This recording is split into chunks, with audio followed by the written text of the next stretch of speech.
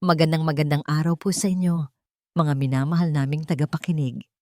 Handa na ba ang inyong mga puso para sa isang kwentong susubok sa inyong pananaw tungkol sa pag-ibig at sa mga lihim na kayang itago nito? Sabi nila, ang pinakamasakit na lihim ay yung galing sa taong pinagkatiwalaan mo ng buong buo. Paano mo haharapin ang isang katotohanang babago sa lahat ng pinaniniwalaan mo tungkol sa inyong pagmamahalan? Halina't pakinggan natin ang kwento ni Lacan at ng mga misteryong iniwan ng kanyang yumaong asawa. 1 taon, 365 araw, ganoon na katagal mula nang huling masilayan ni Lacan Bonifacio ang ngiti ng kanyang asawa. Ganoon na katagal mula nang ang Villa Amihan, ang mansyon na itinayo niya bilang simbolo ng kanilang pag-ibig, ay naging isang malamig at malawak na espasyo na puno ng katahimikan. Nakatayo si Lacan sa gitna ng kanyang sala, hawak ang isang kopita ng mamahaling alak na hindi man lang niya tinitikman. Ang mga mata niya ay nakapako sa isang malaking larawan na nakasabit sa dingding, ang larawan ni Liwayway. Sa larawan, nakangiti ito, isang ngiting kayang magpaliwanag ng pinakamadilim na silid. Suot nito ang paborito nitong puting bestida at ang hangin ay bahagyang naglalaro sa mahaba nitong buhok. Perpekto. Ganoon niya palaging nakikita si Liwayway. Isang perpektong asawa, isang perpektong anghel. 1 taon na, mahal ko. Bulong niya sa hangin. Pero ang sakit, narito pa rin. Binitiwan niya ang kopita sa marmol na mesa at kinuha ang susi ng kanyang sasakyan. Oras na para dalawin ito. Habang nagmamaneho siya sa kahabaan ng highway, ang mga alaala ay nagsimulang bumalik. Ang kanilang unang pagkikita, ang kanilang kasal. Ang mga gabing magkayakap sila habang pinaplano ang kanilang kinabukasan. Isang kinabukasan na brutal na ipinagkait sa kanila. Naalala niya kung paanong ang tanging pangarap ni Liwayway ay ang magkaroon sila ng anak. Isang pangarap na hindi natupad. Ang sakit ng katotohanan yon ay muling sumariwa sa kanyang puso. Para sa kanya, sapat na si Liwayway. Pero alam niyang para kay Liwayway may kulang. Ang sementeryo ay tahimik, maliban sa marahang ihip ng hangin na nagpapagalaw sa mga dahon ng puno. Dala ang isang malaking palumpon ng puting rosas, ang paborito ni Liwayway. Marahan siyang naglakad patungo sa puntod nito. Isang simpleng lapida na gawa sa puting marmol ang nakatayo roon. Nakaukit ang pangalan, Liwayway Bonifacio, minamahal na asawa, isang tala sa gabi. Iyon ang hiling niya, isang simpleng paalala ng isang babaeng nagdala ng liwanag sa buhay niya. Ngunit habang papalapit siya, natigilan si Lacan. Nanlaki ang kanyang mga mata. May 2 bata sa harap ng puntod ng kanyang asawa, 2 batang babae, magkamukhang magkamukha. Siguro ay nasa 6 o 7 taong gulang. Nakasuot sila ng mga simpleng bestida na bahagyang kupas na at ang kanilang mga buhok ay nakatali sa magkabilang gilid. Nakayuko sila at sa kanilang maliliit na kamay, may hawak silang mga bulaklak parang. Maliliit na puting bulaklak na marahil ay pinitas lang nila sa kung saan. At umiiyak sila. Hikbi na puno ng tunay na kalungkutan. Isang nag-aalab na galit ang unang naramdaman ni Lacan. Sino ang mga batang ito? Bakit sila narito? Ito ang kanilang sagradong lugar. Anong ginagawa ninyo rito? Tanong niya. Ang boses niya ay matigas at malamig. Nagulat ang 2 bata. Sabay silang napalingon sa kanya. Ang kanilang mga mata ay malalaki at puno ng luha. Bakas sa kanilang mga muka ang takot. Hindi siya sumagot ng isa man sa kanila. Sa halip, ang isa ay humigpit ang hawak sa kamay ng kanyang kakambal. Lumapit pa si Lacan. Ang kanyang anino ay tumakip sa kanila. Tinatanong ko kayo, sino kayo at bakit ninyo ginugulo ang puntod ng asawa ko? Ang mas matapang sa 2 ang sumagot. Ang boses ay nanginginig. Hindi po namin siya ginugulo. Dinadalaw po namin si Tita Liwayway. Tita Liwayway, kumunot ang noo ni Lakan. Ang puso niya ay nagsimulang kumabog ng mabilis. Imposible. Wala silang kamag-anak na ganito kabata. Kilala niya ang lahat sa pamilya ni Liwayway. Hindi ko kayo kilala, mariin niyang sabi. At walang pamangkin ang asawa ko na kasing edad ninyo. Umalis na kayo. Pero sa halip na umalis, lalong umiyak ang isa pang bata. Pero, miss na po namin siya. Siya po ang aming tala sa gabi. Sabi niya, kahit wala na siya, titingnan niya kami mula sa mga bituin. Ang mga salitang iyon, tala sa gabi, ang mga salitang nakaukit sa lapida, ang mga salitang akala niya ay sa kanilang dalawa lang. Isang malamig na kuryente ang gumapang sa kanyang buong katawan. Saan ninyo narinig yan? Tanong niya. Ang boses ay bahagyang nanghina. Sa kanya po, sagot ng unang bata. Ako po si Sinag at siya po si Tala. Sinag, Tala, araw at bituin. Mga pangalang tila pinili mula sa isang tula. Napalunok si Lakan. Ang galit niya ay napalitan ng isang malalim at nakakabinging pagkalito. Tiningnan niya ang mga bulaklak na dala niya. Pagkatapos ay ang mga bulaklak parang na inilatag ng mga bata sa puntod. May kung anong koneksyon dito na hindi niya maintindihan. Nasaan ang mga magulang ninyo? Tanong niya. Sinusubukang ibalik ang kontrol sa sitwasyon. Bakit kayo pinabayaan dito? Nagkatinginan ang dalawa. Tila nag-aalangan kung dapat ba silang sumagot. Sumagot kayo. Utos ni Lakan. Ang kanyang pasensya ay nauubos na. Sino ang tatay ninyo? Nag-angat ng tingin si Tala. Ang mga mata nitong puno ng luha ay tumitig sa kanya. Sa isang boses na halos pabulong, simple at puno ng katotohanan ng isang bata, sinabi nito ang isang pangalan. Isang pangalan na gumimbal sa mundo ni Lakan. Isang pangalan mula sa nakaraan na matagal na niyang ibinaon sa limot. Si Tatay Kael po. Ang biyahe pabalik sa Villa Amihan ay isang malaking blangko sa isipan ni Lakan. Hindi niya matandaan kung paano siya nakauwi. Ang tanging naririnig niya, paulit-ulit na tumatakbo sa kanyang utak, ay ang pangalang iyon. Si Tatay Kael po. Kael. Ang pangalan ay parang isang multo mula sa nakaraan. Hindi niya ito malimutan dahil siya mismo ang nagalis sa taong iyon sa buhay nila, si Kael Aguila. Ang dati niyang driver, isang binatang taga-probinsya na masipag at tahimik hanggang sa araw na yon. Isang araw kung saan natuklasan ni Lakan na ginamit ni Kael ang isa sa kanyang mga sasakyan para sa isang personal na emergency nang walang paalam. Isang pagkakamali. Para kay Lakan, isa itong paglabag sa tiwala. Tinanggal niya ito agad-agad. Walang tanong-tanong, walang konsiderasyon. Pero paanong nangyari na ang dalawang batang iyon ay mga anak niya? At bakit kilala nila si Liwayway?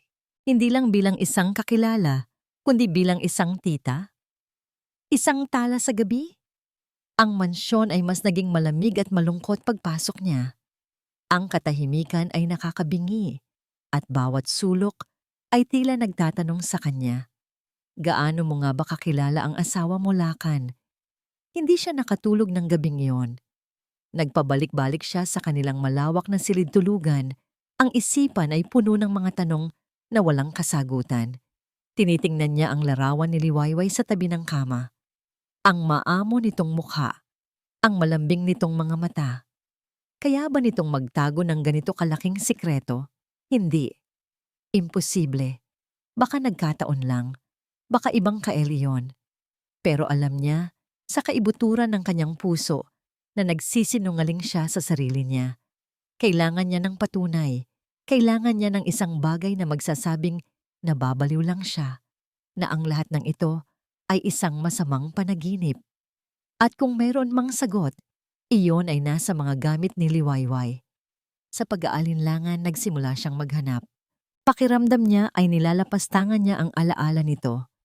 Binuksan niya ang aparador nito, Hinaplos ang mga damit na naroon pa rin. Amoy liwayway pa rin. Sinuri niya ang mga drawer, ang mga kahon ng alahas. Wala. Puro mga bagay na alam na niya. Pagkatapos ay pumasok siya sa maliit na pag-aaral ni Liwayway, isang silid na bihirang pasukin ni Lakan. Dito nagbabasa si Liwayway, nagsusulat sa kanyang journal. Napatingin si Lakan sa bookshelf, mga libro ng tula, mga nobela. Sa ibabaw ng mesa, may mga stationery. At sa ilalim ng mesa, nakatago sa isang sulok, may isang bagay na hindi pamilyar. Isang lumang baul na gawa sa kahoy ng nara, may mga ukit na bulaklak. Hindi ito bagay sa modernong disenyo ng bahay. Ito ay isang bagay mula sa nakaraan. Isang bagay na personal. Marahan niya itong hinila palabas. Walang kandado. Nanginginig ang mga kamay ni Lakan habang binubuksan niya ang takip. Sa loob, naroon ang mundo ni Liwayway na hindi niya kailanman nakita. May mga tuyong bulaklak, mga lumang sulat mula sa kanyang mga magulang, at isang maliit na kwintas na gawa sa kabibe. At sa ilalim ng lahat ng iyon, naroon ito. Isang kwaderno. Simple. Balat nito ay kulay kape at medyo luma na. Binuklat niya ito. Ang sulat kamay ni Liwayway, pamilyar, ngunit ang mga salita ay hindi. Ang Villa Amihan ay maganda, perpekto, pero minsan, sa gitna ng katahimikan, hinahanap-hanap ko ang ingay ng mga kuliglig sa probinsya ng Talaulap. Hinahanap ko ang amoy ng basang lupa pagkatapos ng ulan. Nagpatuloy siya sa pagbabasa. Ang mga unang pahina ay puno ng pananabik sa kanyang pinanggalingan. Ngunit habang lumilipas ang mga pahina, isang pangalan ang nagsimulang lumitaw. Muli kaming nagkita ng isang matalik na kaibigan. Hindi sa paraang gusto ko. Ang mga mata niya ay puno ng pagod. Ang bigat sa aking dibdib ay hindi mailarawan. Paano ko sasabihin kay Lakan na ang isang desisyon niya ay sumira sa buhay ng taong minsan kong pinangakuang hindi ko pababayaan? Isang pangako. Kumabog ang dibdib ni Lakan. Habang binabasa niya, may nakita siyang mga nakatuping papel, mga bank statement. Nakita niya ang mga regular na withdrawal, malalaking halaga. At sa tabi ng mga transaksyon, may isang pangalan ng organisasyon na paulit-ulit na nakasulat. Bahay Pag-asa. Kinuha niya ang kanyang telepono at tinawagan ang kanyang pinagkakatiwalaang assistant. Alex, sabi niya, sinisikap na maging kalmado. I need you to run a check on something. It's urgent. Isang foundation na tinatawag na Bahay Pag-asa. I want to know everything about it. Who runs it, where it is located, and if my wife, Liwayway, was connected to it in any way. Pagkatapos ng tawag, bumalik ang atensyon niya sa kwaderno. May kung anong bumabagabag sa kanya. Tila may kulang pa. Kinapa niya ang likod na pabalat ng kwaderno. Mayroon siyang naramdamang matigas na bagay na nakasingit doon. Dahan-dahan, hinila niya ito palabas. Isang luma at kupas na litrato. Napatigil ang paghinga ni Lakan. Sa litrato, naroon ang isang batang-batang Liwayway. Siguro ay nasa 15 taong gulang pa lamang. Ang kanyang nangiti ay simple at walang malisya. At sa tabi niya, may isang payat na batang lalaki. Nakangiti rin. Ang mga mata ay puno ng pagsamba habang nakatingin kay Liwayway. Binaliktad ni Lakan ang litrato. Nanginginig ang kanyang kamay. Mayroong sulat kamay doon. Isinulat gamit ang asul na tinta na ngayon ay medyo kumupas na. 2 pangungusap lamang. Liwayway at Kael. Walang iwanan. Kinabukasan, maagang dumating ang email mula kay Alex. Maikli lang ito, ngunit bawat salita ay tila isang suntok sa sikmura ni Lakan. Ang address ng Bahay Pag-asa, isang maliit na ampunan sa isang siksikang distrito ng Maynila. At kasama sa report, isang pangalan na konektado sa address na yon. Kael Aguila. Hawak ang manibela. Ang mga ugat sa kamay ni Lakan ay halos lumitaw sa higpit ng kanyang pagkakahawak. Ang larawan sa kanyang isipan, si Liwayway at isang batang Kael, magkasama, masaya. ay sumasabay sa bawat pag-ikot ng gulong. Walang iwanan.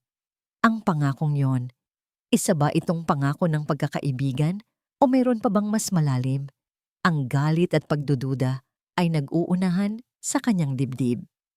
Galit dahil sa pakiramdam na pinagtaksilan siya. Pagdududa dahil sa isang bahagi niya, hindi niya kayang isipin na lolokohin siya ni Liwayway. Habang ang kanyang mamahaling European sedan ay lumiliko mula sa malawak na abenida patungo sa makikitid na eskinita, tila pumasok siya sa ibang mundo. Ang mga nagtataasang gusali ng Makati ay napalitan ng mga dikit-dikit na bahay na gawa sa yero at hollow blocks. Ang tahimik at malinis na kalsada ay napalitan ng maingay at magulong daan kung saan naghahalo ang mga naglalarong bata, mga naglalako, at mga tumatawid na aso. Ito ang mundo kung saan itinago ni Liwayway ang isang bahagi ng kanyang buhay. Ipinark ni Lacan ang kanyang sasakyan sa isang medyo maluwag na espasyo, ilang kanto mula sa address na ibinigay. Agad siyang nakakuha ng mga mapanuring tingin mula sa mga residente. Isang mamahaling sasakyan sa gitna ng kanilang komunidad ay isang pambihirang tanawin. Hindi niya ito pinansin. Ang kanyang mga mata ay nakatuon sa isang maliit, dalawang palapag na gusali na may kupas na pintura. Sa harapan nito, may isang signboard na gawa sa kahoy, Bahay Pag-asa. At sa tapat mismo niyon, sa isang maliit na bakuran ng isang paupahang bahay, nakita niya ito. Nakita niya si Kael. Mas may edad na ito ngayon, ngunit ang muka ay pamilyar pa rin. May ilang guhit na ng pagod sa kanyang noo, at ang kanyang pangangatawan ay mas matipuno dahil marahil sa mabibigat na trabaho. Nakaupo ito sa isang maliit na bangko, abala sa pagkukumpuni ng isang maliit at kulay rosas na bisikleta. Sa tabi niya, ang dalawang batang babae mula sa sementeryo, sina Sinag at Tala, ay masayang nanonood. Tumawa si Tala nang may ikinabit na kampana si Kael sa manibela. Isang tawa na simple at puro. Sa sandaling iyon, ang nakita ni Lacan ay hindi isang kaaway. Nakakita siya ng isang ama. At iyon ang mas nagpagalit sa kanya. Dahil ang eksenang iyon, isang masayang pamilya, ay ang eksenang ipinagkait sa kanya at kay Liwayway. Bumaba siya ng sasakyan. Bawat hakbang niya sa bakubakong kalsada ay mabigat. Naramdaman ni Kael ang kanyang presensya. Dahan-dahan itong nag-angat ng tingin. Ang ngiti sa kanyang labi ay unti-unting nawala nang makilala siya. Tumayo ito. Ang katawan ay tila naging isang pader sa pagitan ni Lacan at ng kanyang mga anak. Anong ginagawa mo rito? Tanong ni Kael. Ang boses ay mahinahon, ngunit may diin. Hindi sumagot si Lacan. Ang mga mata niya ay nasa mga bata, na ngayon ay nagtatago sa likod ng kanilang ama. Pagkatapos ay ibinalik niya ang tingin kay Kael, puno ng akusasyon. Ang kapal ng mukha mo. Simula ni Lacan. Ang boses ay mababa at puno ng hinanakit. Pagkatapos ng lahat, magpapakita ka sa libing ng asawa ko? Ginamit mo ang mga anak mo para guluhin ang alaala niya? Kumunot ang noo ni Kael. Wala kang alam sa mga sinasabi mo. Wala akong alam? Tumawa si Lacan ng mapakla. Nakita ko ang mga bank statement, Kael. Ang mga perang ibinibigay sa iyo ni Liwayway. Ginamit mo ang kahinaan niya, ang kabutihan niya. Ginamit mo ang isang lumang pagkakaibigan para sa sarili mong kapakanan. Isang mabilis na galit ang gumuhit sa mukha ni Kael. Huwag na huwag mong dudumihan ang pagkatao ni Liwayway at lalong-lalo na ang pagkakaibigan namin. Pagkakaibigan? Hamon ni Lacan. Lumapit siya ng isang hakbang. O baka naman may iba pa. Baka naman ang mga batang yan. Subukan mong ituloy iyan. Putol ni Kael. Ang boses niya ay naging matigas na parang bakal. Ang kanyang mga kamao ay nakakuyom sa kanyang tagiliran. Si Liwayway ang pinakamabuting tao na nakilala ko. Malinis ang konsensya ko. Kung malinis yan, bakit kailangang ilihim ang lahat?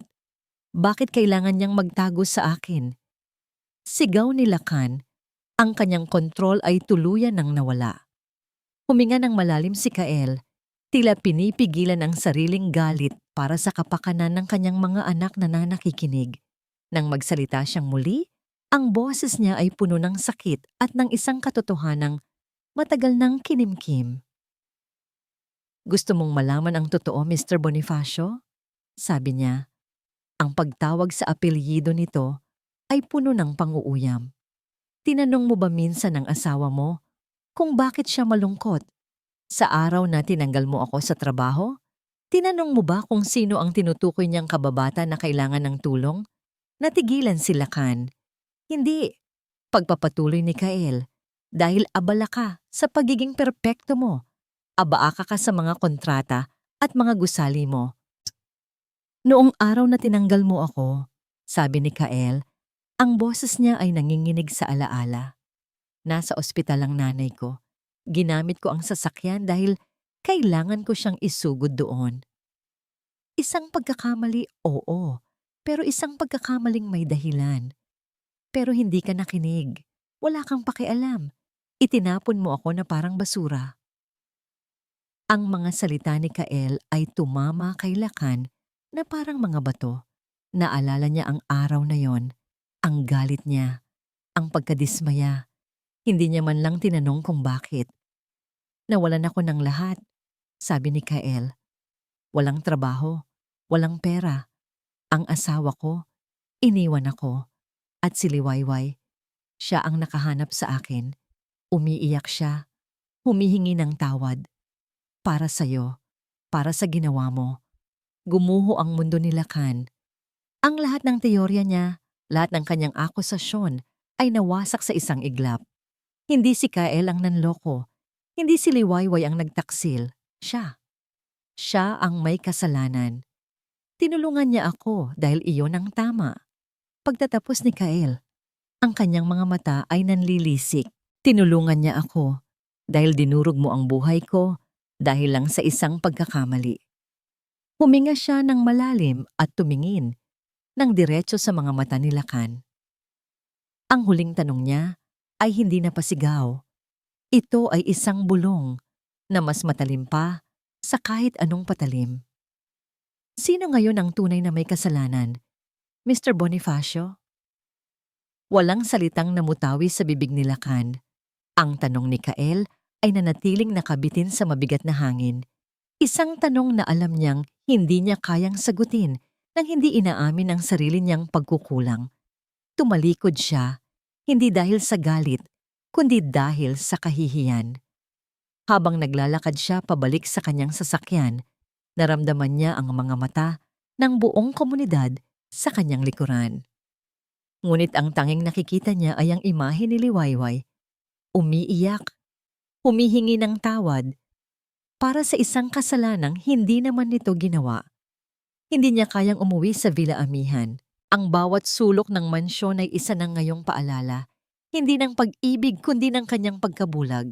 Hindi rin siya makakapunta sa opisina, kung saan ang mga blueprint at mga gusali ay tila walang kwenta kumpara sa mundong natuklasan niya. May isa na lang lugar na kailangan niyang puntahan. Isang lugar na marahil ay magbibigay sa kanya ng mga sagot. Muli niyang ipinarada ang sasakyan sa parehong lugar. Pero sa pagkakataong ito, hindi galit o pagdududa ang nagtulak sa kanya, kundi isang mabigat na bigat ng pagsisisi. Dahan-dahan siyang naglakad, hindi patungo sa bahay ni Kael, kundi sa gusaling nasa tapat nito, Bahay Pag-asa. Huminto siya sa harap ng maliit na gate na yari sa bakal. Mula sa loob, naririnig niya ang tunog na matagal nang nawala sa kanyang tahanan, ang masayang tawanan ng mga bata. Nag-atubili siya. Sino siya para pumasok sa sagradong lugar na ito? Siya na ang isang desisyon ay naging sanhi ng paghihirap ng taong nag-alaga sa lugar na ito. Huminga siya ng malalim at marahang itinulak ang gate. Bumukas ito ng walang tunog. Pagpasok niya sa maliit na bakuran, isang hardin na puno ng mga halamang nakatanim sa mga lumang lata, at paso ang sumalubong sa kanya. Simple, ngunit alagang-alaga. Ang pinto ng gusali ay nakabukas. Pumasok siya sa isang maliit na common area. Malinis ang lugar at kahit na luma na ang mga gamit, maayos ang lahat. Ang amoy ay pinaghalong amoy ng floor wax, Crayola at nilutong pagkain. Ngunit ang unang pumukaw sa atensyon niya ay ang pader sa kanyang kanan. Ang Wall of Joy, ayon sa isang kartulinang nakasulat sa itaas. Puno ito ng mga drawing ng mga bata. At sa pinakagitna, mas malaki kaysa sa iba, ay isang drawing na nagpatigil sa kanyang paghinga. Isang drawing ng isang babaeng may mahabang buhok at isang napakatamis na ngiti. Sa paligid niya, may mga bituin at isang buwan. Sa ilalim nito, sa sulat kamay ng isang bata, ay nakasulat ang mga salitang, Angel Liwayway. Hindi ito ang eleganteng liwayway na nasa portrait sa Villa Amihan. Ang liwayway sa drawing na ito ay mas simple, mas masaya, tila mas totoo. Napahawak si Lacan sa kanyang dibdib. Dito, hindi siya si Mrs. Bonifacio, ang asawa ng sikat na arkitekto. Dito, isa siyang anghel. May maipaglilingkod po ba ako sa inyo, hiho? Isang malumanay na boses ang pumutol sa kanyang pag-iisip. Lumingon siya at nakita ang isang matandang madre na may mabait na mukha at mga matang puno ng pag-unawa. Ako po. Ako si Lacan Bonifacio. Sagot niya. Ang sarili niyang pangalan ay tila banyaga sa lugar na yon. Asawa po ako ni Liwayway. Pagpapatuloy ng madre, isang malambing na ngiti ang sumilay sa kanyang labi. Alam ko, hiho. Nakikita ko siya sa iyong mga mata. Ako si Sister Agnes. Walang masabi si Lacan. Halika. Maupo ka. Alok ng madre. Sumunod siya at umupo sa isang maliit na upuang kahoy. Mula sa kanilang kinauupuan, tanaw niya ang isang bukas na espasyo sa likod kung saan naglalaro ang mga bata. At doon, nakita niya sina Sinag at Tala. Nakikipaghabulan sila, ang kanilang mga tawa ay umaabot hanggang sa loob. Sa unang pagkakataon, nakita niya sila hindi bilang isang misteryo o isang banta, kundi bilang mga bata lamang, mga inosenteng batang nawalan din ng isang taong mahalaga sa kanila. Alam niyo po ba? Simula ni Lacan, hirap hanapin ang tamang mga salita. Gaano siya kadalas dito? Sa simula, linggo-linggo, kwento ni Sister Agnes. Pero nang maglaon, halos araw-araw na. Hindi lang pera ang dala niya, hiho. Dala niya ang kanyang puso. Kilala niya ang pangalan ng bawat bata rito. Alam niya ang kanilang mga kwento.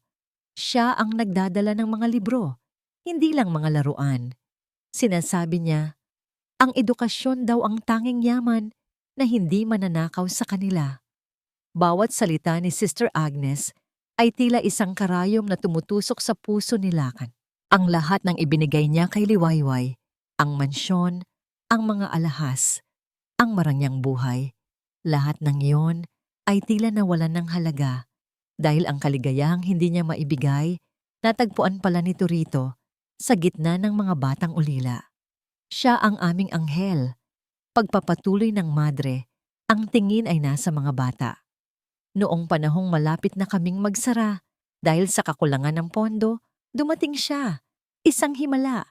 Hindi namin alam kung paano niya kami natagpuan. Ang sabi lang niya, may isang pangako siyang dapat tuparin. Ang pangako. Walang iwanan. Naramdaman ni Lacan ang pangingilid ng kanyang mga luha. Ang pagsisisi ay napalitan ng isang damdaming bago. Paghanga. Isang malalim na paghanga para sa asawang akala niya ay kilala niya. Ngunit sa katotohanan ay isang estrangherang may napakabuting puso. Tumayo siya. Ang bigat sa kanyang dibdib ay hindi na halos makayanan. Salamat po, sister. Kailangan ko na pong umalis. Tumango ang madre, puno ng pag-unawa. Bumalik ka kung kailan mo gusto. Ang bahay Pag-asa ay bukas para sa mga kaibigan ni Liwayway. Naglalakad na si Lacan palabas ng may maliit na kamay na humawak sa laylayan ng kanyang pantalon. Napahinto siya at lumingon pababa. Si Tala. Nakatingala ito sa kanya. Ang mga mata ay bilog at seryoso. May iniabot ito sa kanya. Isang bracelet na gawa sa mga sinulid na may iba't ibang kulay. Tinirintas ng simple. Ano to? Tanong ni Lakan. Ang boses ay paos. Para sa'yo po. Sabi ng bata sa malinaw na boses. Tinitigan siya nito ng diretso sa mata. Tila nakikita ang kalungkutang pilit niyang itinatago. Para hindi ka na malungkot, sir. Kinuha ni Lakan ang maliit na bracelet. Sa kanyang malaking palad, ito ay tila napakaliit at marupok. Ngunit ang bigat nito ay parang bigat ng buong mundo. Hindi siya makapagsalita. Wala siyang mahanap na salita. Dahan-dahan, tumango na lang siya sa bata. Umaasang naiintindihan nito ang pasasalamat na hindi niya kayang bigkasin. Tumalikod siya at naglakad palayo. Ang maliit na bracelet ay mahigpit na hawak sa kanyang kamay. Ang kanyang puso ay basag na basag. Ngunit, sa unang pagkakataon sa loob ng isang taon, may kaunting sinag ng liwanag na nagsisimulang pumasok. Pagpasok ni Lakan sa kanyang opisina sa pinakatuktok ng Bonifacio Global City, para siyang bumalik sa ibang planeta. Ang sahig na gawa sa dark wood ay kumikinang. Ang mga dingding na salamin ay nag-aalok ng isang perpektong tanawin ng buong syudad. At ang hangin ay amoy mamahaling air freshener. Ang gulo, ingay, at alikabok ng komunidad kung saan nakatayo ang bahay pag-asa ay tila isang malayong panaginip. Umupo siya sa kanyang malaking leather chair at tiningnan ang kanyang mesa. Malinis, organisado. Ang tanging bagay na wala sa lugar ay ang maliit na sinulid na bracelet na nakapatong sa tabi ng kanyang state-of-the-art na computer. Hinawakan niya ito. Ang magaspang na pagkakayari nito ay isang stark na kaibahan sa makinis at malamig na ibabaw ng lahat ng bagay sa kanyang paligid. Isang paalala. Para hindi ka na malungkot, sir. Isang katok sa pinto ang pumutol sa kanyang pag-iisip. Pumasok si Alex, ang kanyang assistant. May dalang isang folder. Sir, the board is waiting. Ready na po ang presentation. Sabi ni Alex, puno ng sigla. Tumango si Lakan. Maingat na inilagay ang bracelet sa loob ng kanyang drawer na parang isang sagradong anting-anting. Isinuot niya ang kanyang maskara, ang maskara ni Lakan Bonifacio, ang henyo sa arkitektura, ang bisyonaryo. Huminga siya ng malalim at tumayo. Oras na para magtrabaho. Sa conference room, ang tensyon ay ramdam. Naroon ang mga pinakamayayamang investor sa bansa, ang buong board of directors ng kanyang kumpanya. At sa isang sulok, nakaupo si Silvan de Mesa, ang kanyang karibal, sa kumpanya. Isang taong kasing talino niya, ngunit kulang sa puso. Ang mga mata ni Silvan ay matalim, nanunuri, tila naghahanap ng kahit maliit na butas sa kanyang kumpiyansa. Ngumiti si Lakan, isang ngiting pangnegosyo. Magandang umaga sa inyong lahat. Sinimulan niya ang presentasyon. Sa malaking screen sa likod niya, lumitaw ang mga 3D rendering ng isang napakataas at napakagandang gusali. Isang architectural marvel na babago sa skyline ng Maynila. Ipinapakilala ko sa inyo, sabi ni Lakan. Ang kanyang boses ay malakas at puno ng awtoridad. Ang proyektong magiging korona ng Bonifacio Corporation, ang pinnacle ng modern urban living, ang magiging bagong simbolo ng progreso, ipinapakilala ko sa inyo, the Bonifacio Beacon.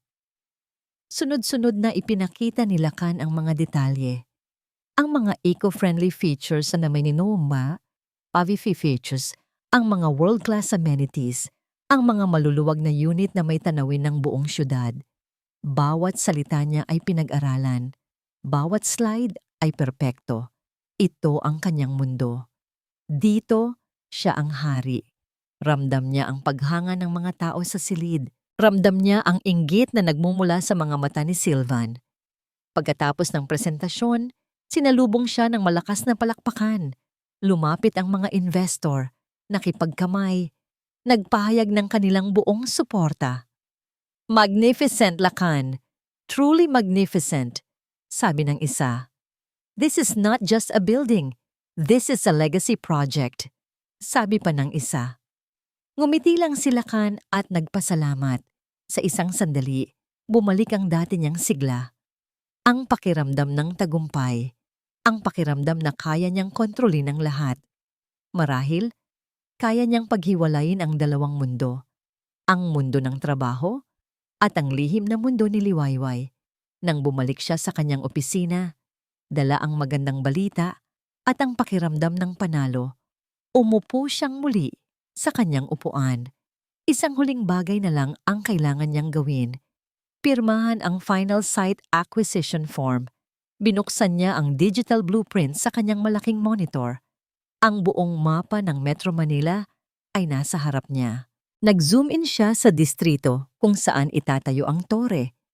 Nakita niya ang Ilog Pasig, ang mga major na kalsada. Nag-zoom in pa siya, lumitaw ang mga pangalan ng mga kalye. Nag-navigate siya patungo sa eksaktong lokasyon ng lote na binili ng kumpanya. Isang malaking parsela ng lupa na kasalukuyang tinitirhan ng mga informal settlers at ilang mga lumang, abandonadong gusali. Ayon sa report ng acquisition team, perfect location, bulong niya sa sarili. Accessible, but ripe for redevelopment. Ipinosisyon niya ang cursor sa gitna ng lote para i-double check ang mga coordinates. Nag-zoom in siya sa huling pagkakataon hanggang sa ang mga pixel ay naging malinaw na mga imahe mula sa satellite view. Nakita niya ang mga bubong na yero, ang mga makikitid na eskinita, isang pamilyar na hugis ng isang bakuran. At pagkatapos, nakita niya ito, isang gusali na may maliit na hardin sa harap. Isang gusali na pamilyar sa kanya. Nanlamig ang kanyang mga kamay. Ang paghinga niya ay tila nahinto. Ang tunog ng pagtibok ng kanyang puso ay umalingaw-ngaw sa kanyang tainga. Ang cursor ng kanyang mouse, ang maliit na puting arrow na simbolo ng kanyang kapangyarihan at kontrol, ay kumukurap-kurap sa ibabaw mismo ng bubong ng isang lugar na hindi niya kailanman malilimutan. Ang bubong ng Bahay Pag-asa, ang Bonifacio Beacon, ang kanyang pinakadakilang obra, ang kanyang legacy project, ay itatayo sa mismong abo ng nag-iisang pamana na iniwan ng kanyang asawa. Siya, ang arkitekto, ang magiging berdugo. Ang katahimikan sa opisina ni Lacan ay nabasag lamang ng sarili niyang mabigat na paghinga.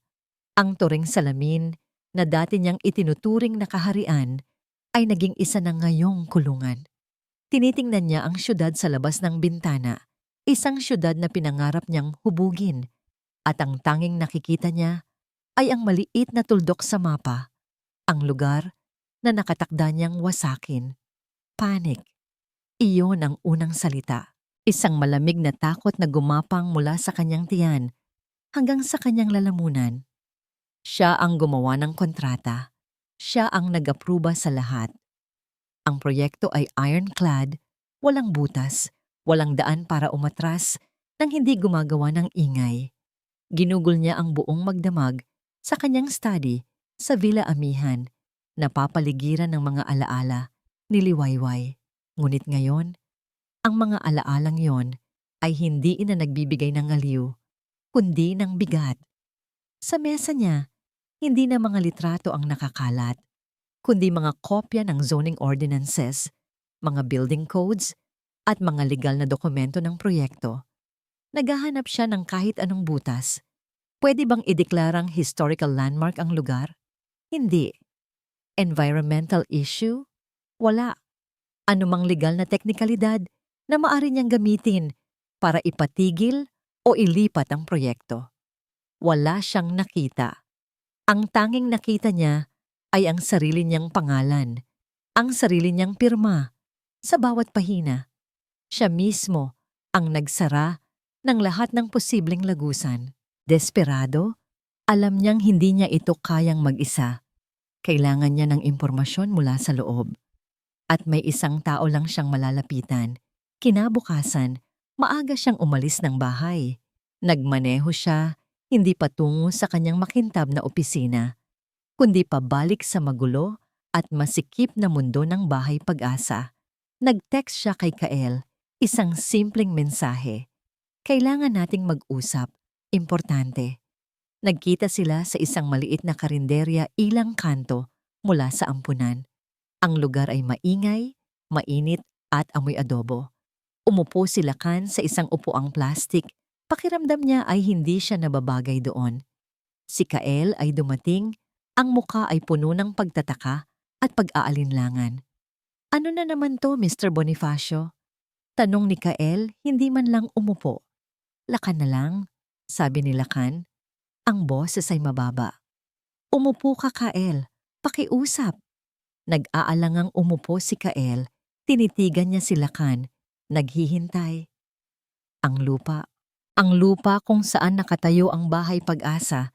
Simula ni Lakan, hirap hanapin ang mga salita. Sino ang may-ari nito? Kumunot ang noo ni Kael. Bakit ka biglang interesado?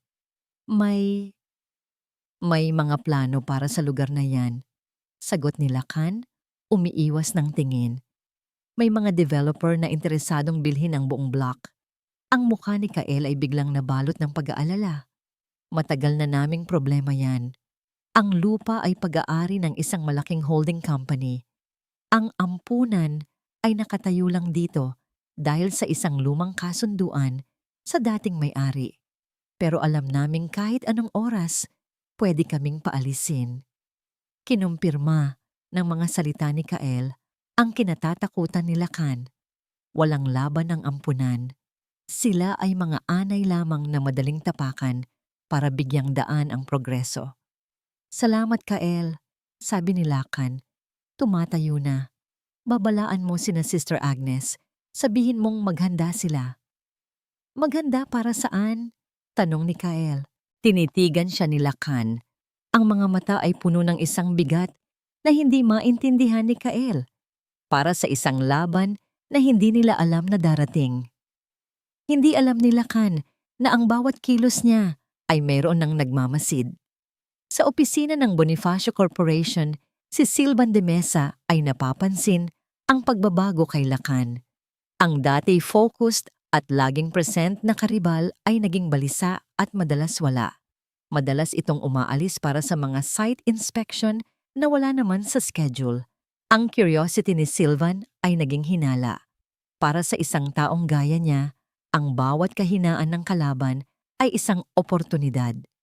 Isang hapon, habang si Silvan ay nag-i-inspection din malapit sa lugar ng The Bonifacio Beacon, nakita niya ang isang bagay na hindi ka panipaniwala. Ang kumikinang na itim na sedan ni Lakan nakaparada sa isang eskinita.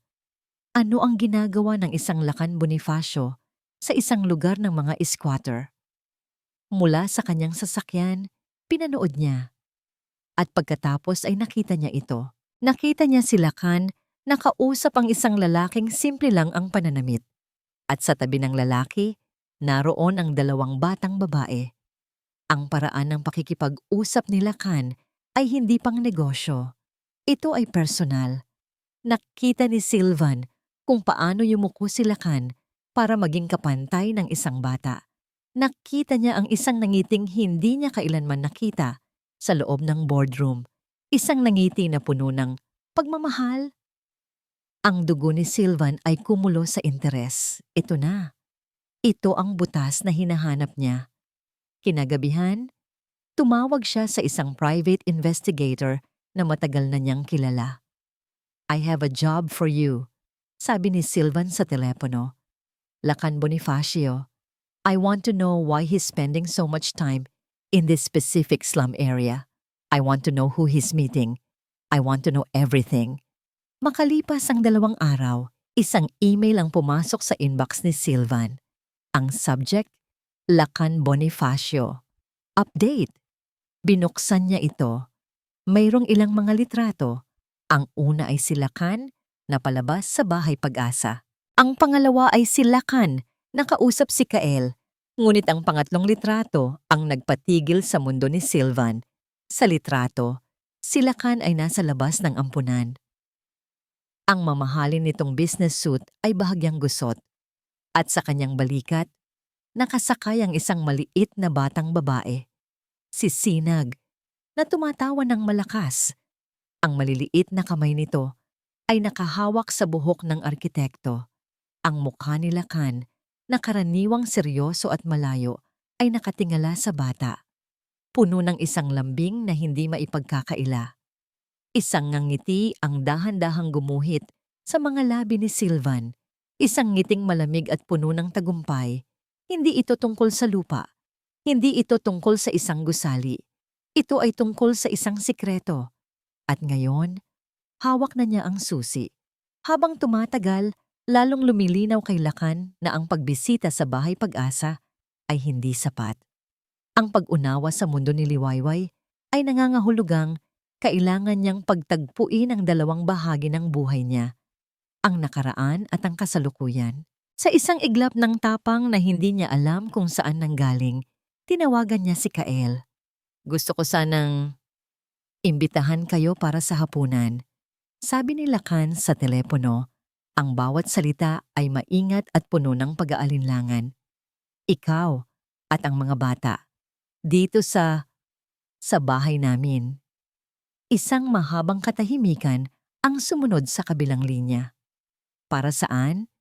Tanong ni Kael. Ang boses ay puno ng pagbabantay. Para makilala sila ng maayos, aminado ni Lakan. At para magpasalamat. Ang hapunan ay marahil ang pinaka-awkward na hapunan sa kasaysayan ng Villa Amihan. Dumating si Kael kasama sina Sinag at Tala na nakasuot ng kanilang pinakamagandang bestida. Ang tatlo ay tila mga munting langgam sa loob ng napakalawak na palasyo. Bawat hakbang nila sa kumikinang na sahig ay maingat. Ang kanilang mga mata ay nanlalaki sa bawat painting at bawat mamahaling palamuti na kanilang nakikita. Napakalaki po, bulong ni Tala kay Kael, na tila natatakot magsalita ng malakas. Si Lakan, na sanay mag-host ng mga party para sa mga pinakamayayamang tao sa Pilipinas, ay hindi alam kung paano kikilos. Maupo kayo, sabi niya. Iginigiit sila sa napakahabang lamesa na kaya sigurong pakainin ng 20 tao. Ang katahimikan sa pagitan nila ay halos nakakabingi, nababasag lamang ng tunog ng mga kubyertos na tumatama sa mga plato. Ngunit ang mga bata, sa kanilang inosenteng paraan, ang unang bumasag sa yelo. Habang sinusubukang abutin ni Tala ang pitzel ng grape juice, aksidente niyang natabig ang kanyang baso. Ang kulay ubing likido ay kumalat sa napakaputi at napakamahal na alpombra sa sahig. Natigilan ng lahat. Nanlaki ang mga mata ni Tala, na puno ng luha sa takot. Agad na tumayo si Kael. Nako, Sir Lakan, pasensya na po talaga. Ngunit bago pa man matapos ni Kael ang kanyang sasabihin, isang bagay na hindi inaasahan ang nangyari. Tumingin si Lakan sa mantsa, pagkatapos ay sa umiiyak na mukha ni Tala. At sa unang pagkakataon, sa napakatagal na panahon, isang tunay at malumanay na ngiti ang sumilay sa kanyang mga labi. Hayaan mo na, sabi niya. Aksidente lang. Tumayo siya, hindi para tumawag ng katulong, kundi para kumuha mismo ng basahan at tubig. Lumuhod siya sa sahig, ang arkitektong nagdidisenyo ng mga tore, at marahang pinunasan ang natapong juice. Nag-angat siya ng tingin kay Tala at kinindatan ito. Sekreto lang natin to, ha? Ang simpleng kilos na yon ang nagbago sa lahat. Ang takot sa mga mata ni Tala ay napalitan ng pagkamangha. Ang pagbabantay sa mukha ni Kael ay napalitan ng isang bakas ng paghanga. Pagkatapos noon, ang hangin ay gumaan. Habang kumakain, si Kael ay nagsimulang magkwento. Hindi tungkol sa kanilang mga problema, kundi tungkol sa isang liwayway na hindi kilala ni Lakan. Alam mo ba, simula ni Kael, noong mga bata kami, si Liway ang pinakamatapang sa aming lahat. Siya ang laging nauunang umakyat sa puno ng mangga, kahit na laging napapagalitan. Nakikinig lang si Lakan. Bawat kwento ay isang piraso ng puzzle na bumubuo sa imahe ng kanyang asawa. Ang liwayway na mahilig sa matamis na sampalok, ang liwayway na takot sa palaka, ang liwayway na nangangarap makakita ng snow.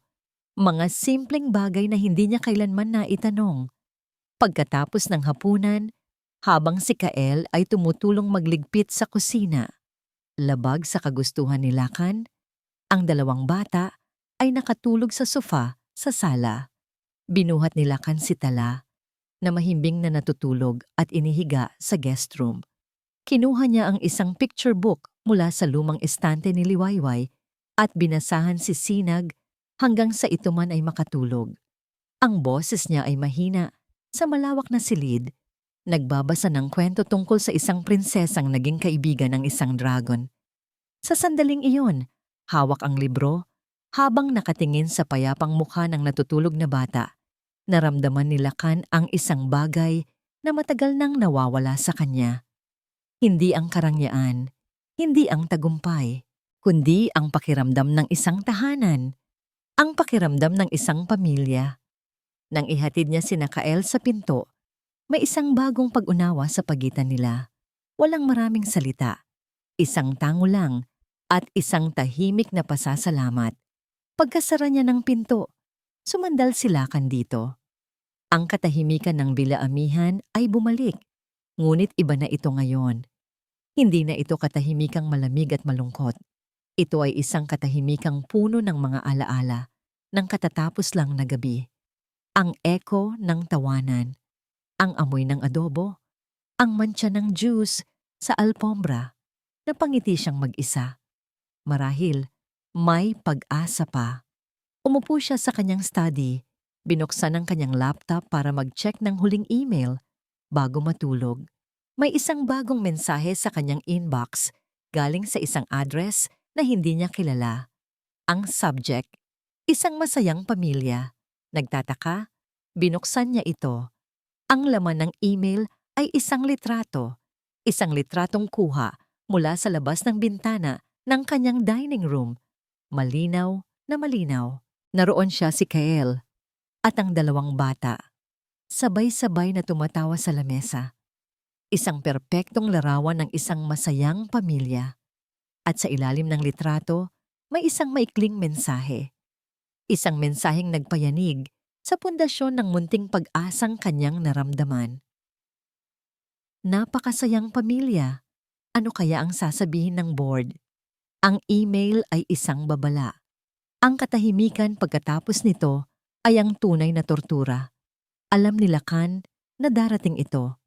Hindi niya lang alam kung kailan at paano. Kinabukasan sa opisina, bawat katok sa pinto, bawat tawag sa telepono ay nagpapakaba sa kanya. Sinubukan niyang magtrabaho, sinubukang ibalik ang isip sa mga blueprint at mga numero, pero ang tanging nakikita niya ay ang litrato sa email, ang masayang hapunan na naging isang sandata laban sa kanya. Bandang hapon, nang halos maniwala na siyang baka bukas pa darating ang bagyo, bumukas ang pinto ng kanyang opisina. Hindi na ito kumatok. Pumasok si Silvan de Mesa, isang ngiting mapang-asar ang nakapaskil sa kanyang mukha. Isinara niya ang pinto sa kanyang likuran, at ang tunog ng paglock nito ay umalingaw-ngaw sa buong silid. Lakan, bati ni Silvan. Ang boses ay malambing na parang sa ahas. Mukhang pagod ka. Marami ka sigurong inasikaso nitong mga nakaraang araw. Pamilya, marahil? Nanigas ang panga ni Lakan. Anong kailangan mo, Silvan? Tumawa si Silvan, isang ngatawang walang kagalakan. Naglakad siya palapit sa mesa ni Lakan. Inilapag ang isang manipis na Manila folder. Diretso sa punto. Gusto ko yan sa'yo. Umupo siya sa silyang nasa harap ng mesa ni Lakan na parang siya ang may-ari ng opisina. Alam mo, Lakan, hinahangaan kita. Palagi kang isang hakbang sa unahan. Palaging perpekto. Pero lahat pala tayo ay may kahinaan. Binuksan niya ang folder at inilabas ang mga laman nito, isa-isa, na parang mga baraha sa isang laro ng poker kung saan alam na niya na siya ang panalo. Ang unang papel ay isang litrato. Ang litrato mula sa email. Ang pangalawa ay mga litrato niya sa Bahay Pag-asa.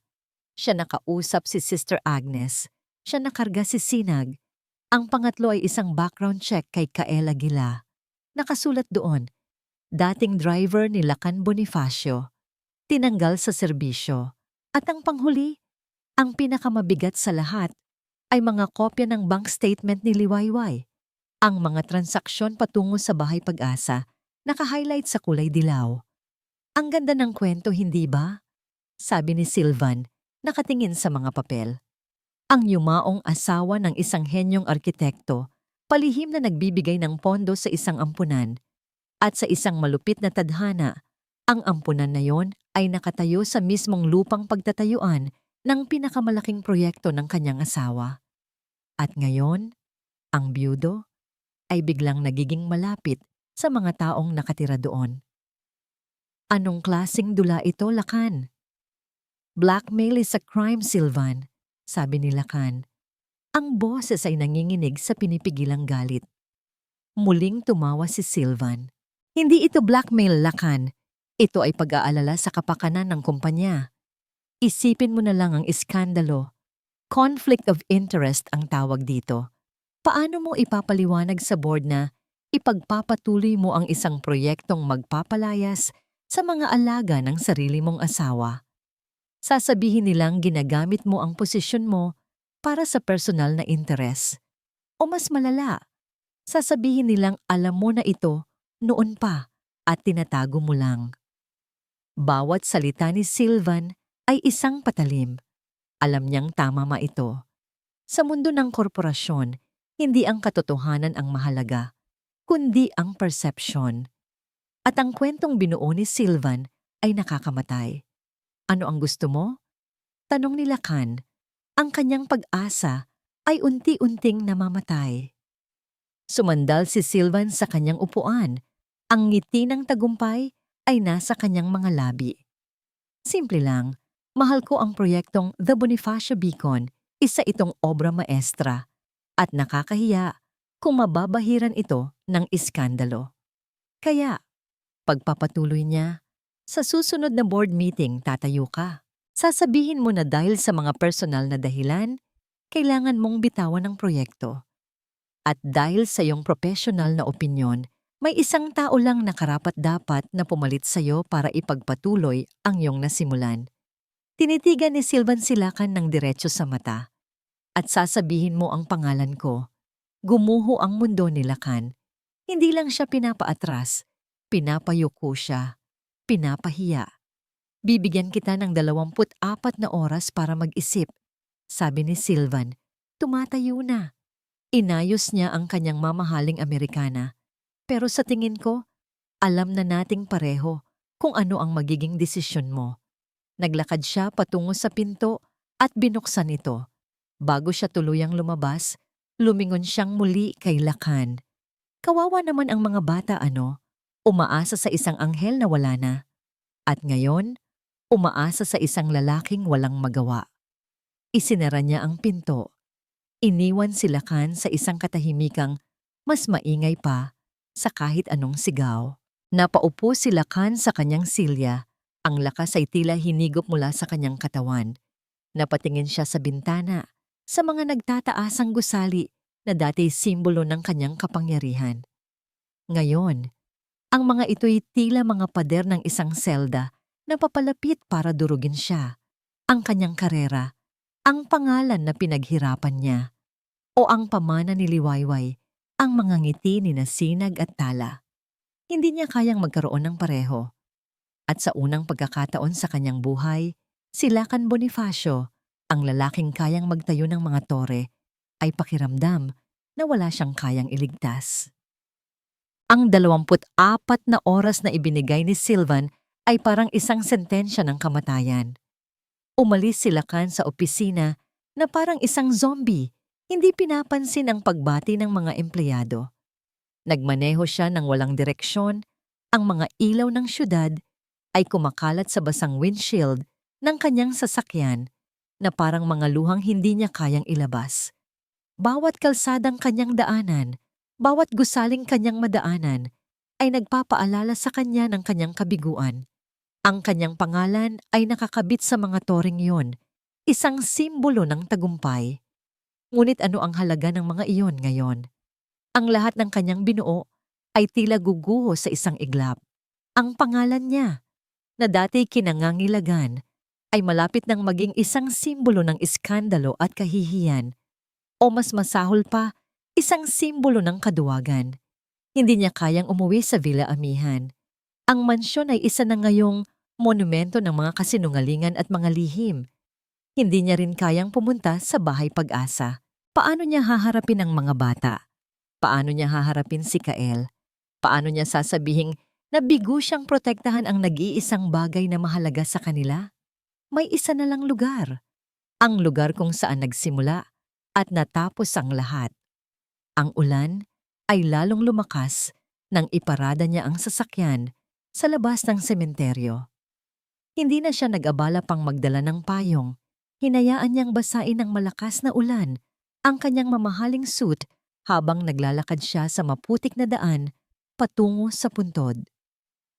Doon, sa ilalim ng kulay abong kalangitan, ang puting marmol ng lapida ni Liwayway ay tila ang tanging malinis na bagay sa magulong mundo. Umupo si Lakan sa basang damuhan sa tabi nito, hindi alintana, ang lamig at ang putik. Ang init ng kanyang katawan ay unti-unting nawawala, napapalitan ng isang malalim na panlalamig na nagmumula sa loob. Sumandal siya sa malamig na bato na parang isang batang naghahanap ng kanlungan sa kanyang ina. Anong gagawin ko, Liway? Bulong niya sa hangin, ang boses ay basag at puno ng pagkatalo. Bakit hindi mo sinabi sa akin? Bakit kailangan mong sarilinin ang lahat? Hinaplos niya ang nakaukit na pangalan. Sana nakinig ako. Sana nagtanong ako. Sana hindi ako naging abala sa pagbuo ng isang perpektong mundo para sa atin na hindi ko napansing hindi ka na pala masaya dito. At doon, sa gitna ng malakas na buhos ng ulan, sa wakas, bumigay siya. Ang mga luhang kanina pa niya pinipigilan ay humalo sa tubig ulan sa kanyang mukha. Umiyak siya. Hindi lang para sa problemang kinakaharap niya ngayon, kundi para sa isang taon ng pinigil na kalungkutan. Umiyak siya para sa asawang hindi niya lubos na nakilala. Umiyak siya para sa mga pangarap na hindi natupad. At higit sa lahat, umiyak siya para sa sarili niyang mga pagkakamali. Patawarin mo ako. Mahal ko. Hikbi niya. Patawad. Hindi niya alam kung gaano siya katagal na nakaupo roon, basang-basa, nanginginig sa lamig at sa sakit. Namanhid na ang kanyang katawan, wala na siyang pakialam, hanggang sa naramdaman niyang tumila ang ulan sa ibabaw niya. Dahan-dahan siyang nag-angat ng tingin. Isang itim na payong ang nakatabing sa kanya. Pinoprotektahan siya mula sa bagyo. At sa likod ng payong, nakatayo ang isang taong hindi niya inaasahang makikita. Si Kael. Ang mukha ni Kael ay hindi galit, hindi mapanghusga. Ang tanging naroon ay isang malalim na pag-aalala. Sinabi sa akin ni Sister Agnes na baka narito ka. Sabi ni Kael, ang boses ay mahinahon. Masyado nang malakas ang ulan. Hindi sumagot si Lakan. Wala na siyang lakas. Umupo si Kael sa tabi niya. Sa basang damuhan, hindi rin alintana ang putik. Inilagay niya ang payong sa pagitan nilang dalawa. Sa loob ng ilang sandali, tanging ang tunog lang ng ulan na pumapatak sa payong ang kanilang naririnig. Dalawang lalaki mula sa magkaibang mundo na pinag-isa ng pagmamahal sa iisang babae. Hindi kanya gustong makitang ganito.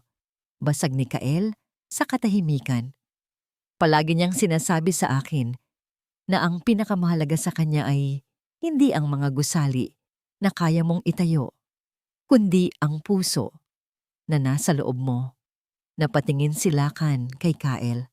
Ang kanyang mga mata ay puno ng pagtataka.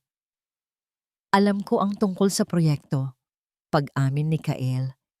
Sinabi sa akin ng isang kaibigan na nagtatrabaho sa City Hall. Pero hindi ako naniniwalang kaya mo itong gawin. Hindi pagkatapos ng lahat. Sa sandaling iyon, nakita ni Lakan hindi ang kanyang dating driver. Hindi ang ama ng mga batang nagpabago sa kanyang mundo. Nakita niya ang isang kaibigan ni Liwayway, at sa isang iglap, isang kaibigan din niya. Wala na akong pagpipilian, sabi ni Lakan. Ang boses ay halos pabulong. Sira na ako, Kael. Umiling si Kael. Tumingin siya sa lapida. Hindi ka patalo hanggat hindi ka sumusuko. Ang tanong lang, para saan ka lalaban? Tinitigan ni Lakan ang pangalan ng kanyang asawa. Liwayway. Binmin. Isang bagong simula. Ang mga salita ni Kael ay tumagos sa kanyang pagkatao. Para saan ka lalaban? Para sa kanyang pangalan? Sa kanyang karera? O para sa isang bagay na mas totoo? Para sa isang pamana na gawa sa puso, hindi sa semento at bakal. Dahan-dahan, isang bagong determinasyon ang nagsimulang mabuo sa kanyang mga mata. Pumalit sa luhang kanina lang ay naroon. Nag-angat siya ng tingin kay Kael. Ang kanyang mga labi ay nanginginig pa rin. Ngunit ang kanyang tingin ay matatag na. Maari mo bang pagkatiwalaan ako? Tanong niya. Ang kanyang hininga ay nagiging singaw sa malamig na hangin. Sa huling pagkakataon, ang conference room ng Bonifacio Corporation ay puno ng mga pinakamakapangyarihang tao sa industriya. Ang hangin ay mabigat sa tensyon at pag-asam. Ito ang araw na formal na ilulunsad ang The Bonifacio Beacon.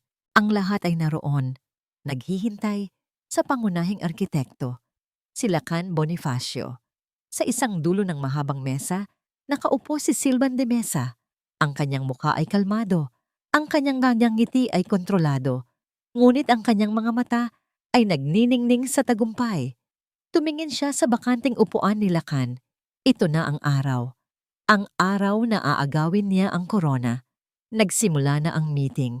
Ang chairman ng board, isang matandang Ginoo na malapit na kaibigan ng yumaong ama ni Lakan, ay tumingin sa paligid. Mukhang wala pa si Mr. Bonifacio, sabi ng chairman. Silvan, baka gusto mong simulan ang pagbabalik-aral sa mga huling detalye ng proyekto. Tumayo si Silvan. Ang kanyang kumpiyansa ay nag-uumapaw.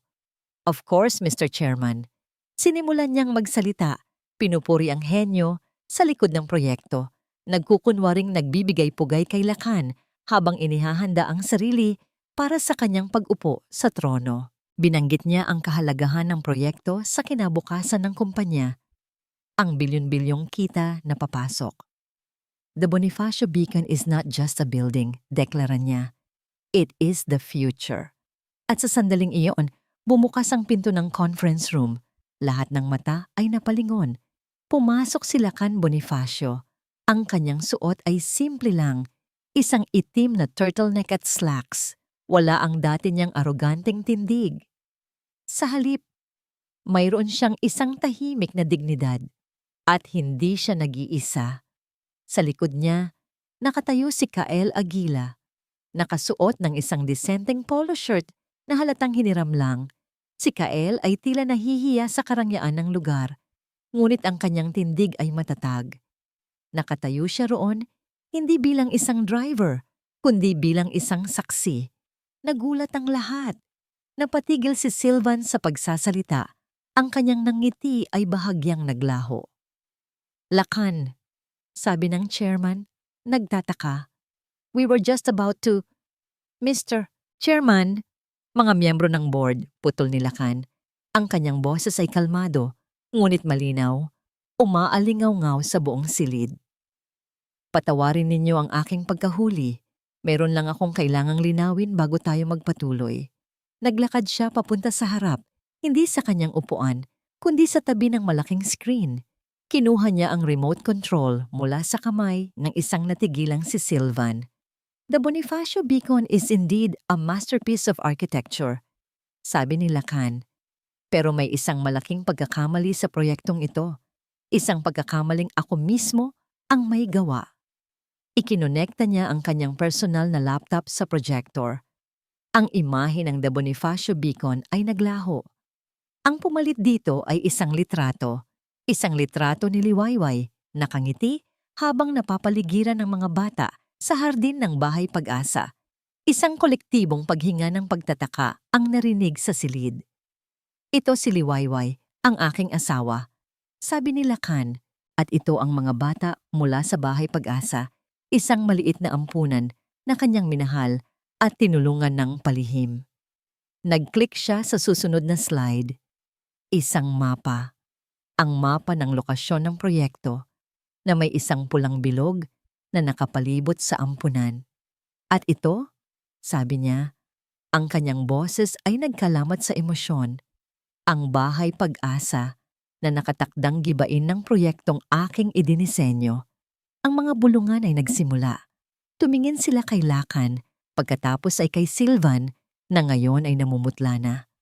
Sa loob ng 1 taon, nabuhay ako sa isang kasinungalingan. Pagpapatuloy ni Lakan, ibinubuhos ang kanyang puso. Ang kasinungalingang kilala ko ang aking asawa. Ang kasinungalingang ang pamana ay nasusukat sa bakal at semento mo. Ngayon, alam ko na ang totoo.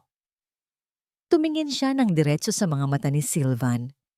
At alam ko rin na may mga taong handang gamitin ang katotohanan ito para sa kanilang sariling interes. Ipinakita niya ang susunod na slide, isang screenshot ng email na ipinadala ni Silvan. Ang litrato ng kanilang hapunan, ang mensahe ng pananakot. Ang katahimikan sa silid ay nakakabingi. Ang lahat ng mata ay nasa isang namumutla at nanginginig na si Silvan. Mr. De Mesa believes, sabi ni Lakan, na ang katotohanan ito ay isang kahinaan, isang iskandalo na sisira sa akin at sa kumpanya. At marahil, tama siya.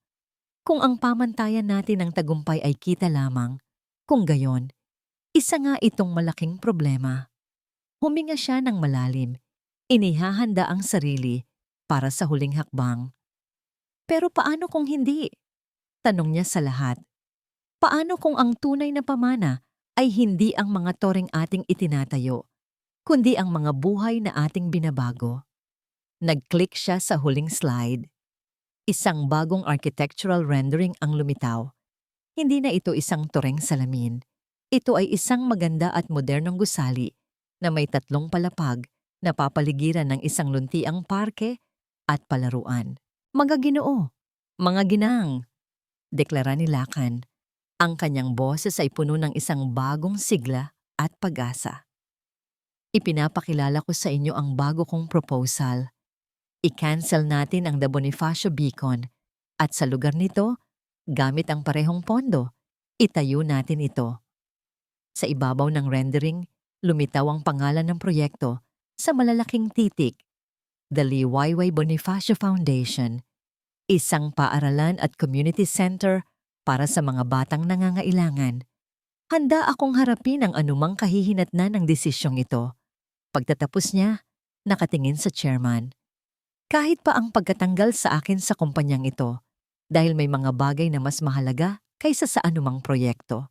At ito ang tunay na pamana ng aking asawa. Isang nakabibinging katahimikan ang bumalot sa silid. Si Silvan ay tila matutumba. Si Kael ay nakatingin kay Lakan. Ang kanyang mga mata ay puno ng paghanga at pasasalamat. Ang lahat ng investor at miyembro ng board ay nakatingin kay Lakan, hindi na bilang isang arkitekto, kundi bilang isang tao. Isang taong handang isakripisyo ang lahat para sa tama. Dahan-dahan, ang chairman ng board, si Mr. Alberto de Silva ay tumayo. Ang kanyang mukha ay seryoso. Tiningnan niya si Lakan. Pagkatapos ay ang rendering ng Liwayway Foundation. Inayos niya ang kanyang salamin. Ang buong silid ay naghihintay sa kanyang hatol. Ang katahimikan ay binasag ni Mr. De Silva, hindi sa pamamagitan ng salita, kundi ng isang kilos. Dahan-dahan, itinaas niya ang kanyang mga kamay at nagsimulang pumalakpak. Isang palakpak na mabagal, sinsero, at puno ng paggalang. Pagkatapos ng ilang segundo, isa pang miyembro ng board ang sumunod. Pagkatapos ay isa pa. Hanggang sa ang buong silid, maliban sa isang natigilang si Sylvan, ay napuno ng tunog ng palakpakan. Hindi ito ang palakpak ng paghanga para sa isang proyektong kikita ng bilyon. Ito ay ang palakpak ng paghanga para sa isang taong nagpakita ng integridad at puso. Ang iyong ama, sabi ni Mr. De Silva, ang kanyang boses ay puno ng emosyon habang ang palakpakan ay humihina, ay siguradong magiging napaka-proud sa iyo ngayon, Lakan. Tumingin siya kay Sylvan. Ang kanyang mukha ay biglang naging malamig at matigas. Mr. De Mesa, I believe your services are no longer required in this company. Please clear your desk. Walang salitang lumabas sa bibig ni Sylvan. Ang kanyang mukha ay pinaghalong galit at pagkagulat. Mabilis siyang tumalikod at lumabas ng silid. Ang kanyang pagkatalo ay kasing bigat ng katahimikang kanyang iniwan. Nag-angat ng tingin si Lakan, hindi makapaniwala. Ang bigat na kanyang pinapasan sa loob ng maraming linggo ay tila biglang naglaho. Tungkol sa proposal mo, pagpapatuloy ng chairman, bumaling sa buong board, I move that the Bonifacio Corporation fully fund the establishment of the Liwayway Bonifacio Foundation. All in favor? Isang koro ng aye ang umalingaw-ngaw. Walang tumutol. Nang matapos ang meeting, nilapitan ni Kael si Lakan. Walang salitang namutawi sa pagitan nila. Inilahad lang ni Kael ang kanyang kamay. Tinanggap ito ni Lakan at ang kanilang pagkamay ay hindi na isang simpleng bati, kundi isang selyo ng paggalang, pagpapatawad at isang bagong simula ng pagkakaibigan. Ang pagbabalita sa Bahay Pag-asa ay isa sa pinakamasayang sandali sa buhay ni Lakan. Nang dumating sila ni Kael, sinalubong sila ni na Sister Agnes at ng mga bata. Nang ipaliwanag ni Lakan ang nangyari, na hindi lang sila mananatili, kundi magkakaroon sila ng isang bago at magandang tahanan at paaralan, ang simpleng common area ng ampunan ay napuno ng sigawan at iyakan sa tuwa. Ang mga bata ay nagsilapitan kay Lakan, niyayakap ang kanyang mga binti. Sina Sinag at Tala ay tumakbo papalapit sa kanya at sa unang pagkakataon, tinawag siya sa isang bagong pangalan. Salamat po, Tito Lakan, sabi ni Sinag. Ang mga mata ay nagniningning. Ang salitang tito ay tumagos sa puso ni Lakan. Isang simpleng salita, ngunit para sa kanya, ito ay isang titulong mas mahalaga kaysa sa pagiging CEO o arkitekto. Sa mga sumunod na araw, ang Villa Amihan ay nagsimulang magbago. Ang dating malamig at tahimik na mansyon ay naging isang workshop. Ikinalat ni Lakan ang mga malalaking papel sa sahig ng kanyang sala at kasama sina Kael, Sister Agnes at ang mga mas nakakatandang bata mula sa ampunan, sinimulan nilang magdisenyo ng kanilang pangarap na paaralan. Isang araw, habang abala ang lahat, nakita ni Lakan ang sarili niya, isang kilalang arkitekto na nanalo ng maraming parangal, na nakaupo sa sahig, may hawak na krayola. Sa tabi niya, si Tala ay masayang nagdodrawing ng isang malaking bahaghari sa ibabaw ng kanyang sketch. Tito Lakan, sabi ng bata, dapat po may malaking slide sa playground. Sige, sagot ni Lakan, tumatawa. Maglalagay tayo ng pinakamalaking slide sa buong Pilipinas. Sa gitna ng masayang kaguluhang yon, naramdaman ni Lakan ang isang kapayapaan na hindi niya kailanman naramdaman noon. Ang mga pader ng Villa Amihan ay hindi na puno ng multo ng nakaraan, kundi ng mga pangako ng isang masayang hinaharap. Isang gabi, matapos ihatid sina Kael at ang mga bata pabalik sa ampunan, nagdesisyon si Lakan na simulan ng ayusin ang mga gamit ni Liwayway. Oras na para bitawan ang sakit at itago na lamang ang magagandang alaala. Habang inaayos niya ang mga libro sa study ni Liwayway, may isang sobre na nahulog mula sa isa sa mga paboritong nobela nito. Nakasulat sa harap ang kanyang pangalan, Para sa aking mahal na Lakan, ang sulat ay hindi nakaselyo. Nanginginig ang mga kamay ni Lakan habang binubuksan niya ito. Ito ang sulat kamay ni Liwayway. Pamilyar at malambing. Isang sulat na isinulat nito, ngunit hindi kailanman nagkaroon ng lakas ng loob na ibigay.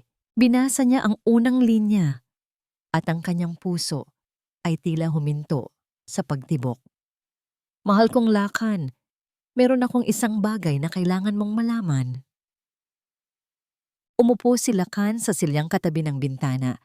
Sa study ni Liwayway, ang sulat ay nanginginig sa kanyang mga kamay. Sa labas, ang mga bituin ay nagsisimula ng lumitaw. Huminga siya ng malalim at nagpatuloy sa pagbabasa. Mahal kong Lakan, kung binabasa mo ito, marahil ay wala na ako. O marahil, sa wakas, nagkaroon na ako ng lakas ng loob na ibigay ito sa'yo. Mayroon akong isang bagay na kailangan mong malaman. Isang bahagi ng aking buhay na hindi ko na ibahagi sa'yo. Hindi dahil sa hindi kita mahal, kundi dahil sa labis kitang mahal. Alam mo kung gaano ko pinangarap na magkaroon tayo ng sarili nating anak. At alam mo kung gaano kasakit para sa akin nang malaman nating hindi iyon mangyayari. Habang ikaw ay abala sa pagbuo ng isang perpektong mundo para sa akin, para punan ang pagkukulang na yon, ako naman ay unti-unting nalulunod sa kalungkutan. Ang bawat sulok ng maganda nating bahay ay isang paalala ng katahimikan, ng isang pangarap na hindi natupad. Hanggang sa isang araw, muli kong natagpuan si Kael. Ang pagtatagpo namin ay hindi sinasadya. Nakita ko siya, pagod, nawalan ng pag-asa, at pasan ang responsibilidad sa kanyang dalawang munting anghel. Nang malaman ko ang ginawa mo, hindi galit ang naramdaman ko para sa'yo. Lakan, awa. Awa para kay Kael at awa para sa'yo. Dahil alam kong hindi mo sinasadya. Ang iyong pagiging perpeksyonista ang iyong kalakasan at iyon din ang iyong kahinaan. Sa pagtulong ko sa kanya at sa mga bata sa Bahay Pag-asa, natagpuan ko ang isang bagay na nawawala sa akin. Natagpuan ko ang ingay sa gitna ng katahimikan. Natagpuan ko ang layunin. Doon, hindi ako ang asawa ng isang sikat na arkitekto.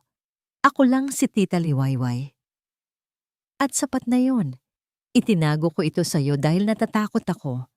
Natatakot akong isipin mo na hindi ka sapat.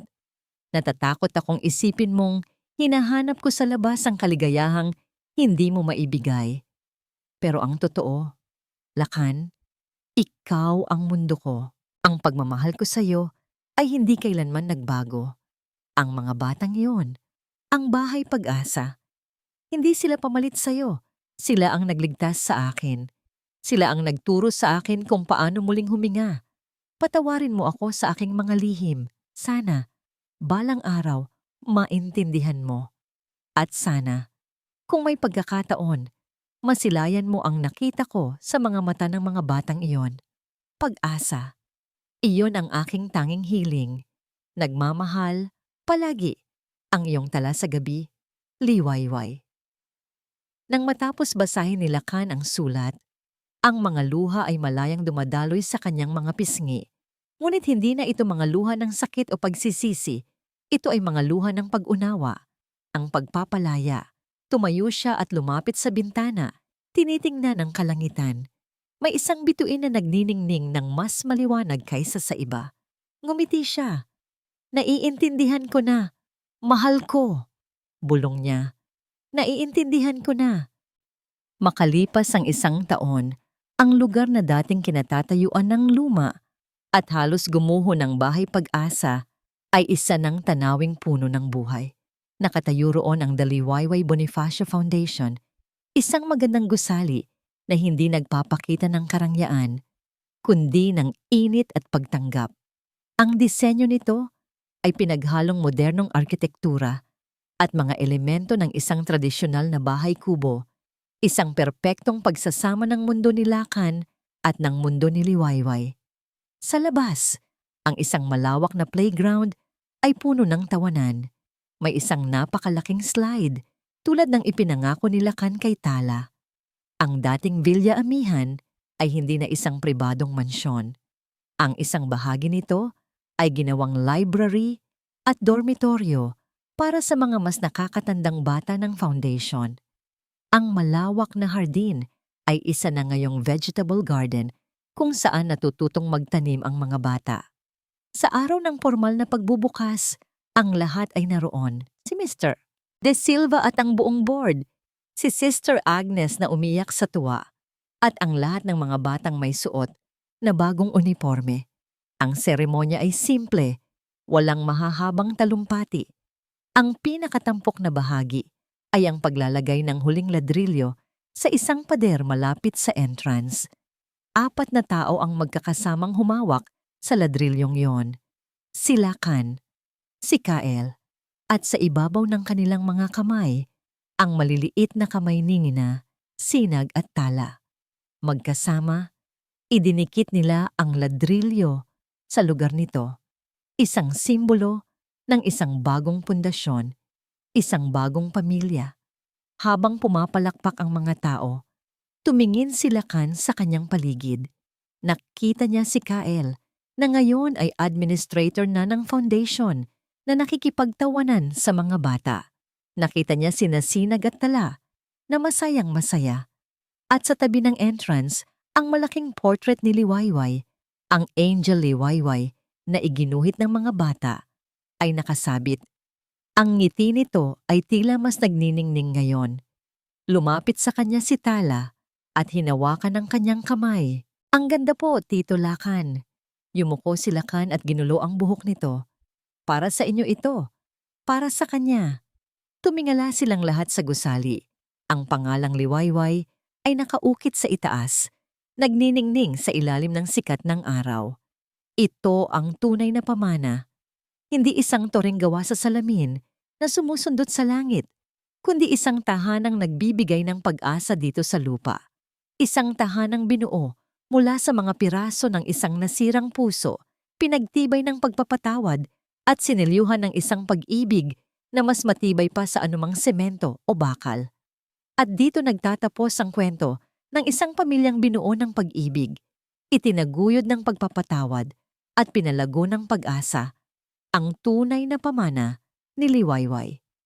Mula sa kaibuturan ng aking puso, maraming salamat sa inyo, mga minamahal naming tagapakinig, sa inyong walang sawang pagsama at pakikinig sa paglalakbay na ito. Bawat kabanata na isinulat ay isang paglalakbay din para sa akin. Isang paglalakbay na puno ng luha, pagdududa, at sa huli, ng matamis na pag-asa. Sapagkat hindi ba't ganoon naman talaga ang buhay? Nagtatago tayo ng mga lihim, hindi dahil sa masama tayong tao, kundi dahil sa takot na makasakit. Nakakagawa tayo ng mga pagkakamali, hindi dahil sa gusto natin, kundi dahil sa ating pagkabulag. Ngunit ang kwento ni Lakan at Liwayway ay isang paalala na sa dulo ng lahat, ang pagpapatawad pa rin ang pinakamabisang lunas at ang pag-ibig sa anyo ng pamilya, duguman o hindi, ang siyang nagbibigay sa atin ng lakas upang magsimulang muli. Kaya naman, nais kong marinig ang inyong mga saloobin. Ano ang pinakapaborito ninyong bahagi? Sinong karakter ang pinakanagmarka sa inyong puso? Ibahagi ninyo sa comment section ang inyong mga pagninilay-nilay. Bawat salita mula sa inyo ay isang inspirasyon. Hanggang sa ating muling pagsasama sa isa na namang kwento ng puso. Paalam.